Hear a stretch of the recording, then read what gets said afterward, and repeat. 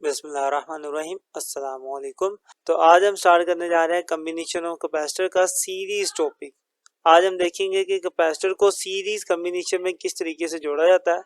इससे पहले वाली वीडियो में हमने पैरेलल कम्बिनेशन के बारे में सीखा था। अगर आपको वो वीडियो चाहिए या कोई और भी वीडियो चाहिए तो आप सिंपल यूट्यूब के सर्च बार पर अपनी वीडियो का नाम और टॉपिक का नाम लिख के सर्च करेंगे तो इंशाल्लाह आपको वो वीडियो मिल जाएगी। तो स्टार्ट करते हैं अपने लेक्चर को। तो स्टार्ट करते हैं अपना टॉपिक कैपेसिटर्स इन सीरीज। तो सीरीज कम्बिनेशन में कैपेसिटर कैसे काम करते हैं और इनको कैसे जोड़ा जाता है पहले इसको देखते हैं। तो आपके पास तीन कैपेसिटर्स हैं। अब हम इन तीनों कैपेसिटर को सीरीज कम्बिनेशन में जोड़ेंगे। तो जरा देखिएगा कि इनको मैं किस तरीके से ज्वाइन कर रहा हूँ। ये मेरे पास पहला कैपेसिटर है। मैं इस कैपेसिटर की एक प्लेट को दूसरे कैपेसिटर की दूसरी प्लेट से जोड़ देता हूँ, या यूं कह लें कि मैं इस कैपेसिटर की जो राइट प्लेट है साथ वाले कैपेसिटर की लेफ्ट प्लेट के साथ ज्वाइन कर देता हूँ। फिर मैं इसकी जो राइट प्लेट है उसको आगे वाले की लेफ्ट प्लेट के साथ कनेक्ट कर देता हूँ। इस तरीके से मैंने तीनों कैपेसिटर्स को आपस में कर दिया कनेक्ट। तो हर एक कैपेसिटर की अपनी अपनी कैपेसिटेंसी है, तो इसको मैं नाम दे देता हूँ। ये मेरा फर्स्ट कैपेसिटर है तो इसकी कैपेसिटेंसी भी C1 हो जाएगी। ये मेरा सेकंड कैपेसिटर है तो इसकी कैपेसिटेंसी C2, और ये थर्ड कैपेसिटर है तो इसकी कैपेसिटेंसी हमारे पास C3 हो जाएगी। अब मैं इन सारे कैपेसिटर्स को किसी ना किसी बैटरी के साथ कनेक्ट कर देता हूँ। तो मैं एक यहाँ से टर्मिनल निकालूंगा और आगे फर्दर इसको किसी बैटरी के साथ जोड़ दूंगा। एक यहाँ से टर्मिनल निकालेंगे हम, और देन अब हम इसे किसी ना किसी बैटरी के साथ कनेक्ट कर देंगे। तो ये एक बैटरी का पॉजिटिव टर्मिनल और ये मेरी बैटरी का नेगेटिव टर्मिनल। तो इस तरीके से हमने अपने इन तीनों कैपेसिटर को एक दूसरे के साथ कनेक्ट कर बैटरी के साथ जोड़ दिया।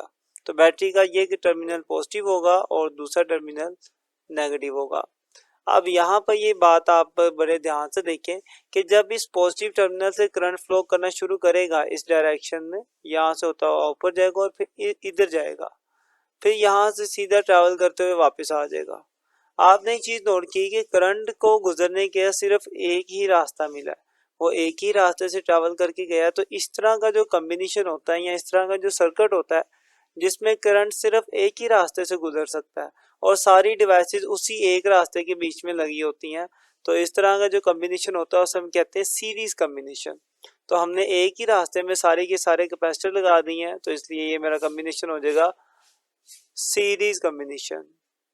नेक्स्ट चीज देखें कि जैसा कि ये पॉजिटिव टर्मिनल है, ये कनेक्ट है इसकी इस प्लेट के साथ, तो इस प्लेट के ऊपर भी पॉजिटिव चार्ज आ जाएगा। ओके, अब जैसा कि इस प्लेट के ऊपर पॉजिटिव चार्ज आ चुका है तो ये क्या करेगी, अब दूसरी प्लेट के अंदर जो नेगेटिव चार्ज है उनको करेगी अट्रैक्ट। तो इस प्लेट पर क्या आ जाएगा, नेगेटिव चार्ज आ जाएगा। अब जितना पॉजिटिव चार्ज होता है उतना ही वो नेगेटिव चार्ज को अट्रैक्ट करता है। तो जितना पॉजिटिव चार्ज इस प्लेट से इसको मिला उतने ही नेगेटिव चार्ज इसने दूसरी प्लेट पे लेकर आ गया। ठीक है, अब देखिए जितना इस प्लेट पे नेगेटिव चार्ज होगा उतना ही क्या आएगा, इस प्लेट के ऊपर पॉजिटिव चार्ज आ जाएगा। ठीक है, क्योंकि नेगेटिव प्लेट कनेक्ट है आगे पॉजिटिव प्लेट के साथ, तो लिहाजा जितना इस प्लेट के ऊपर नेगेटिव था उतना ही दूसरी वाली प्लेट के ऊपर पॉजिटिव चार्ज आ गया। अब इस प्लेट के ऊपर पॉजिटिव चार्ज आ चुका है तो जितना इस पे पॉजिटिव है उतना ही सामने वाली पे नेगेटिव आएगा, जितना इस प्लेट पे नेगेटिव है उतना ही साथ वाली पे पॉजिटिव आएगा, और जितना इसके ऊपर पॉजिटिव है उतना ही साथ वाली पे नेगेटिव चार्ज आएगा। आपने एक चीज नोट की कि जब बैटरी ने पॉजिटिव चार्ज जितना इस प्लेट को प्रोवाइड किया उतना ही नेगेटिव चार्ज सामने वाली प्लेट को आ गया, और जितना इस सामने वाली प्लेट पे नेगेटिव था उतना ही साथ वाली प्लेट पे पॉजिटिव आ गया। फिर उसके सामने वाली पे भी बराबर का ही नेगेटिव चार्ज आया, फिर उसके साथ वाली प्लेट पे सेम इक्वल अमाउंट पे पॉजिटिव चार्ज आया, और फिर उसके सामने वाली प्लेट पे भी इक्वल अमाउंट पे नेगेटिव चार्ज आ गया। तो ये चीज तो बड़ी क्लियर है कि जब सीरीज कॉम्बिनेशन होता है तो जितना चार्ज बैटरी प्रोवाइड करती है उतना ही चार्ज हर एक कैपेसिटर के पास जाता है। क्लियर, तो ये डायग्राम से इसको हमने अच्छे से समझ लिया। इसी चीज को मैं लिख दूंगा कुछ इस तरीके से कि each capacitor has the same charge. हर एक कैपेसिटर का जो चार्ज है वो सेम होगा। तो मैं फिर ये कह सकता हूं कि मेरा पहले कैपेसिटर का चार्ज बराबर होगा जितना मेरा दूसरे कैपेसिटर पे चार्ज आया, और ये बराबर होगा जितना मेरा तीसरे कैपेसिटर पे चार्ज आया। तो मैं ये बात कर सकता हूँ कि हर एक कैपेसिटर पर इक्वल चार्ज आएगा, और ये सारे का सारा किसके इक्वल होगा, जितना बैटरी ने चार्ज प्रोवाइड किया होगा फर्स्ट प्लेट को। तो मतलब जितना बैटरी का चार्ज है उतना ही हर एक कैपेसिटर के ऊपर चार्ज आएगा। ये बात हमने समझ ली। देखते हैं कि क्या पोटेंशियल डिफरेंस भी चेंज होता है कि नहीं होता। तो भाई लॉजिकल बात है, देखिए यहाँ से जो करंट पास कर रहा है, बेसिकली करंट का मतलब होता है कि इलेक्ट्रॉन्स पास कर रहे हैं। तो जब एक इलेक्ट्रॉन मेरा एक कैपेसिटर को क्रॉस करके आगे जाएगा तो उसकी एनर्जी में फर्क तो आएगा। पहले उसकी एनर्जी ज्यादा थी, कैपेसिटर क्रॉस करने के बाद एनर्जी होगी कम, तो एनर्जी में डिफरेंस आ गया। इसी डिफरेंस को तो हम पोटेंशियल डिफरेंस कहते हैं। तो जब ये इलेक्ट्रॉन फिर आगे जाएगा, आगे वाले कैपेसिटर के से गुजर के, फिर इसकी एनर्जी और कम हो जाएगी। तो मतलब ये हुआ कि जितनी डिवाइसेस से और जितने कैपेसिटर से वो गुजरता जाएगा उसकी एनर्जी आहिस्ता आहिस्ता कम होती रहेगी। तो मैं ये कह सकता हूँ कि हर एक कैपेसिटर का जो पोटेंशियल डिफरेंस है वो अलग है। शुरू में जो इलेक्ट्रॉन्स हैं या शुरू में की जो करंट है उसका पोटेंशियल कुछ और होगा, मे भी ज्यादा हो, आगे वाले में पोटेंशियल और कम हो जाएगा, आगे वाले में जाके पोटेंशियल और कम हो जाएगा। तो ओवरऑल मैं ये बात कर सकता हूँ कि सब का जो पोटेंशियल डिफरेंस है वो हर एक का डिफरेंट होगा, क्योंकि जब एक इलेक्ट्रॉन एक कैपेसिटर क्रॉस करेगा तो उसकी एनर्जी कम हो जाएगी, जब वो आगे वाला करेगा तो और कम हो जाएगी, ठीक है, फिर वो आगे वाला करेगा तो उसकी एनर्जी और कम हो गई। तो हर एक कैपेसिटर के पास जब इलेक्ट्रॉन पहुंचेगा तो उसकी एनर्जी कम हो जाएगी। तो इसका मतलब यह है कि हर एक का पोटेंशियल डिफरेंस भी अलग अलग होगा, उसकी एनर्जी पहले से डिफरेंट होगी। ये एक बड़ा लॉजिकल तरीका है इस चीज को समझने का। ये एक बहुत लॉजिकल तरीका है इस बात को समझने का कि पोटेंशियल डिफरेंस चेंज क्यों होता है। अब आप इस चीज को मैथमेटिकल भी समझ सकते हैं कि जैसे कि Q is equal to CV, ये आपने फॉर्मूला पढ़ा हुआ है कैपेसिटर्स के टॉपिक में। तो जैसा कि हर एक की कैपेसिटेंसी अलग अलग है, तो मैं C यहीं पे रहने देता हूँ, V इधर लाके डिवाइड करता हूँ, फिर आपको बताता हूँ। C1 C अब लिखते हैं। तो हर एक की कैपेसिटेंसी अलग अलग है, तो जैसे जैसे कैपेसिटेंसी चेंज होगी वैसे वैसे वोल्टेज भी चेंज होंगे। अगर किसी कैपेसिटर की कैपेसिटेंसी ज्यादा है तो उसकी वोल्टेज कम हो जाएंगे, किसी की कैपेसिटेंसी कम है तो उसके वोल्टेज ज्यादा हो जाएंगे। तो मतलब आप इस फॉर्मूले से या मैथमेटिकल भी देख सकते हैं कि जो कैपेसिटेंसी बदलने से जो पोटेंशियल डिफरेंस है वो चेंज हो रहा है। तो इसकी कैपेसिटेंसी हो रहा है, इसकी हो रहा है, इसकी हो रहा है, इसलिए हर एक का पोटेंशियल डिफरेंस भी अलग अलग होगा। तो हमने लॉजिकल और मैथमेटिकल दोनों तरीकों से देख लिया कि पोटेंशियल डिफरेंस चेंज होता है, हर एक कैपेसिटर का अलग अलग पोटेंशियल डिफरेंस होता है। तो इसी बात को अब हम लिख लेते हैं कि the potential difference across each capacitor is different due to different values of capacitance. कि हर एक की कैपेसिटेंस ही डिफरेंस है, इसलिए हर एक का पोटेंशियल डिफरेंस भी अलग अलग होगा। अगर मैं इसको मैथमेटिकल लिखूं तो मैं ये कह सकता हूं कि पहले कैपेसिटर का पोटेंशियल डिफरेंस अगर उसमें मैं जमा करूं दूसरे कैपेसिटर के पोटेंशियल डिफरेंस को, और अगर मैं तीसरे कैपेसिटर के भी पोटेंशियल डिफरेंस को जमा करूं, तो सबका पोटेंशियल डिफरेंस जमा करूंगा तो वो बैटरी के टोटल पोटेंशियल डिफरेंस के इक्वल आ जाएगा। इसके बाद आप लोगों ने ये फॉर्मूला पढ़ा हुआ है Q is equal to CV। मैं इस फॉर्मूले को थोड़ा सा देखूं तो यहाँ से C मल्टीप्लाई है Q के नीचे आके डिवाइड होगा, तो यहाँ पे बच गया V, मतलब V बराबर है Q ओवर C के। मैं इसी फॉर्मूले को यहाँ पे हर एक के ऊपर अप्लाई करूँ तो कुछ इस तरीके से कर पाऊंगा। इस V के ऊपर अप्लाई करूंगा तो Q ओवर C आ जाएगा। इस V1 के ऊपर अप्लाई करूंगा तो Q1 ओवर C1 हो जाएगा, प्लस इस V2 के ऊपर अप्लाई करूंगा तो Q2 ओवर C2 हो जाएगा, और V3 के ऊपर अप्लाई करूंगा तो Q3 ओवर V3 हो जाएगा। एक बात हमने पहले ऊपर बता दी कि Q जो है वो सेम है, हर एक का चार्ज सेम है, तो फिर Q के साथ 1 2 लिखने का कोई फायदा नहीं है, कोई जवाब नहीं बनता। तो मैं इस Q के साथ 1, इसके साथ 2 और इसके साथ 3 को रिमूव कर देता हूँ। और ये जो मैंने नीचे C लिखा है ना, इसका मतलब है इक्वल कैपेसिटेंसी, मतलब इन सब की कैपेसिटेंसी इसके इक्वल आएगी, इसका आंसर इसके इक्वल आएगा। यहाँ से मैं Q को कॉमन ले सकता हूँ। आप देख सकते हैं कि हर एक के पास क्या मौजूद है, Q मौजूद है, तो आप Q को ले लें कॉमन, अंदर बचेगा Q तो चला गया बाहर कॉमन, ऊपर बच जाएगा 1 और नीचे बच जाएगा C1, प्लस ये Q भी बाहर कॉमन चला गया तो ऊपर बच गया 1, नीचे आ गया C2, प्लस ये Q तो सारा बाहर चला गया, तो यहाँ पे रह गया 1 और नीचे बच गया मेरे पास C3। यहाँ भी C3 आना था, मैंने V3 लिख दिया।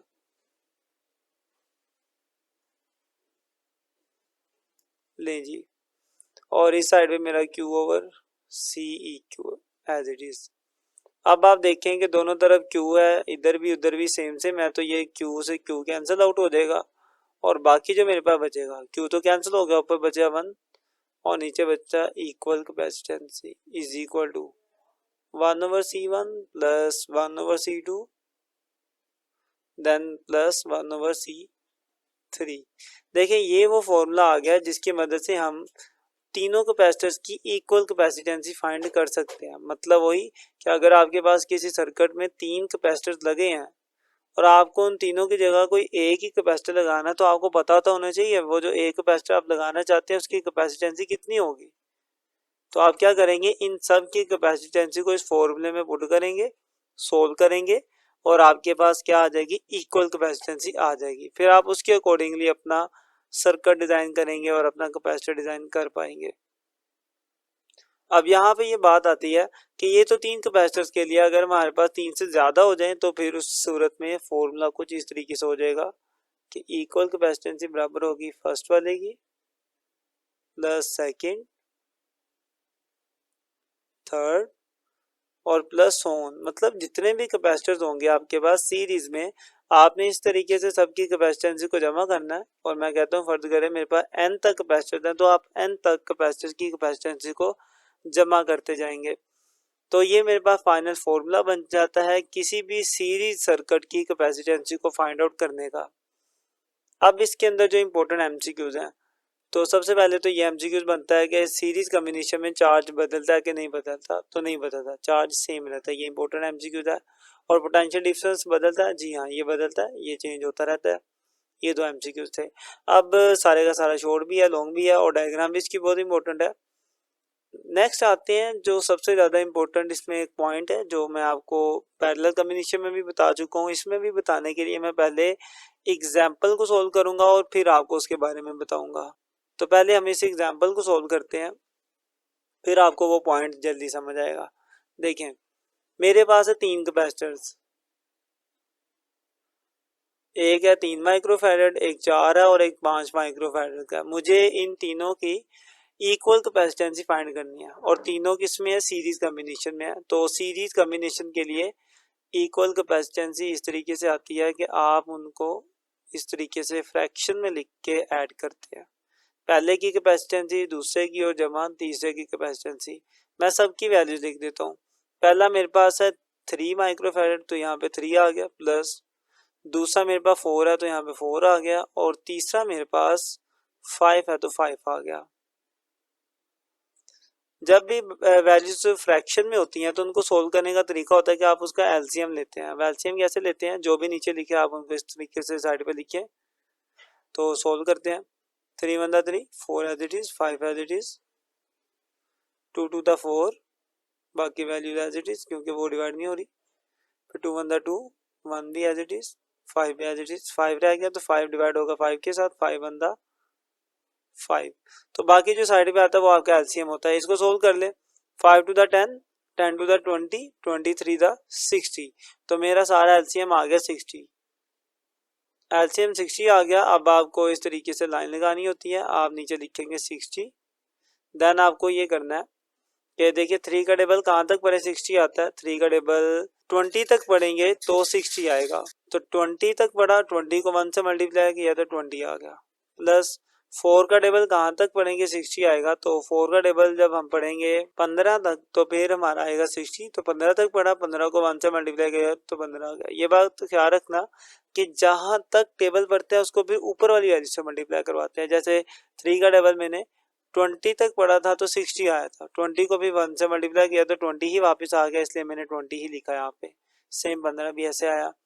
अब आगे वाला 5 का टेबल कहाँ तक पढ़े, 60 आता है, तो 5 का टेबल जब हम 12 तक पढ़ते हैं तो 60 आता है, तो 12 को 1 से मल्टीप्लाई किया तो 12 ही आएगा, तो 12 आ गया। अब ऊपर वाली सारी वैल्यूज आप जमा कर ले, 20 प्लस 15 प्लस 12, तो आपके पास आ जाएगा 47। तो मेरे पास ऊपर आ गया 47, नीचे था मेरे पास 60, साइड पे था मेरे पास 1/c इक्वल कैपेसिटेंसी। तो मैं इक्वल कैपेसिटेंसी फाइंड करना चाहता हूं, तो मैं यूं करता हूं, दोनों साइडों की फ्रैक्शन चेंज कर देता हूं। इक्वल कैपेसिटेंसी ऊपर आ जाएगी, 1 नीचे आ जाएगा, 1 आगे नीचे। इस साइड से 60 ऊपर आ जाएगा और 47 नीचे आ जाएगा। अब नीचे 1 लिखना जरूरी नहीं होता, तो मैं वो नहीं लिख रहा। इन दोनों को डिवाइड करें आप। अगर आप 60 और 47 को डिवाइड करते हैं तो आपके पास आता है 1.27।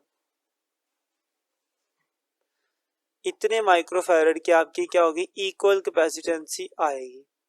अब देखें जरा आप, ये जो इक्वल कैपेसिटेंसी आई है, ये आई है 1.27, और जो मुझे दी हुई थी वो एक 4 थी, 3 थी, दूसरी 4 थी और एक 5 थी। 3, 4, 5 इस रेंज में मुझे दी हुई थी, और जो मेरा आंसर आया वो आया 1.27। मतलब ये हुआ कि मेरा जो आंसर है वो इन तीनों से छोटा आया। तो यही बात मैं आपको बताना चाहता था कि इक्वल कैपेसिटेंसी जो होती है वो हर एक कैपेसिटर की कैपेसिटेंसी से छोटी होती है। सीरीज केस में, पैरेलल में ये बड़ी होती है, और सीरीज केस में इक्वल कैपेसिटेंसी क्या होती है, कम होती है इंडिविजुअल कैपेसिटेंसी से। इसी बात को बताना था मैंने आपको, और ये न्यूमेरिकल भी सॉल्व हो गया। ये न्यूमेरिकल भी ज़्यादा शॉर्ट आता है। अब इस बात को लिख लेते हैं हम। तो ये हमने लिख लिया एज एमसीक्यूज कि in the equivalent capacitance of a series combination of capacitor is less than any of the individual capacitance, कि वो किसी भी कैपेसिटर की इंडिविजुअल कैपेसिटेंसी से कम होगी इक्वल कैपेसिटेंसी। ओके, तो ये बायां रखिएगा कि इक्वल कैपेसिटेंसी इंडिविजुअल कैपेसिटेंसी से कम होगी। तो यहाँ तक आपका ये टॉपिक हो जाता है कंप्लीट। इसमें भी वो एक एमसीक्यूज आपको मैंने जो पैरेलल में बताया था वही यहाँ पे भी उस तरीके से आ सकता है कि लेट्स सपोज वो आपको कहता है जी मेरे पास ये 3 कैपेसिटर्स है, इन तीनों की जो इक्वल कैपेसिटेंसी है वो क्या होगी। वो ऑप्शन दे देता है, ए ऑप्शन देता है जी 5 होगी, बी ऑप्शन दे देता है इसकी 10 होगी, सी ऑप्शन दे देता है कि 2 होगी, और डी ऑप्शन दे देता है कि इनकी कैपेसिटेंसी 15। चलिए 12 कर लेते हैं, 12 कर लेते हैं। तो आप इन तीनों चारों ऑप्शंस को देखेंगे और आपका माइंड जाएगा कि शायद 4, 3, 7, 7 और 5 12 होता है, तो आप 12 पे टिक कर देंगे।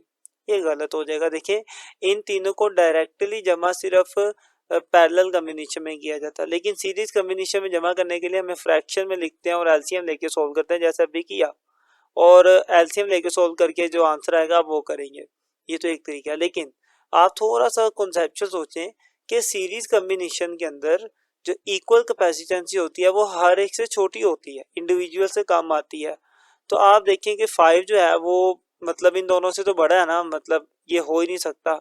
इक्वल कैपेसिटेंसी इन सब से छोटी आनी चाहिए, और इन सब से छोटी सिर्फ ऑप्शन 2 बनता है, क्योंकि 2 जो है वो 3 से भी छोटा है, 4 से भी छोटा है और 5 से भी छोटा है। तो आपको इन सब में से जो बेस्ट ऑप्शन है वो क्या सिलेक्ट करना चाहिए, 2 सिलेक्ट करना चाहिए। क्लियर। तो इस तरीके से आप देख लेंगे कि सबसे छोटा ऑप्शन कौन सा है, आप उस पर टिक कर देंगे। नहीं तो आप इस तरीके से भी कैलकुलेट करके एग्जैक्ट आंसर भी फाइंड आउट कर सकते हो। बाज़ का तो उसने एग्जैक्ट आंसर लिखा भी नहीं होता, सिर्फ आपका कॉन्सेप्ट चेक करने के लिए रैंडमली लिख देता है, और वो यही चेक करना चाहता है कि आपको ये वाला कॉन्सेप्ट पता कि नहीं। अगर आपको ये पता होगा कि जो सीरीज है उसके अंदर इक्वल कैपेसिटेंसी इंडिविजुअल से छोटी होती है, तो आप इसमें से सिर्फ छोटा ऑप्शन ही सिलेक्ट करोगे, और वो 2 है। उम्मीद करता हूँ कि आपको ये बात समझ आई होगी। तो यहाँ तक मेरा ये जो सीरीज कॉम्बिनेशन है ये कंप्लीट होता है। अगर आपको इसमें कोई मसला हो, कुछ पूछना हो, तो आप कमेंट करें, अच्छी लगे तब भी कमेंट करके बताएं, और वीडियो दोस्तों तक शेयर लाजमी करें। अगर आप इस चैप्टर की पूरी प्लेलिस्ट लेना चाहते हैं तो यहाँ पे क्लिक करें, और अगर आपको न्यूमेरिकल की प्लेलिस्ट चाहिए तो आप यहाँ पे क्लिक कर सकते हैं। मिलते हैं इंशाल्लाह नेक्स्ट वीडियो में, तब तक के लिए अल्लाह हाफिज़।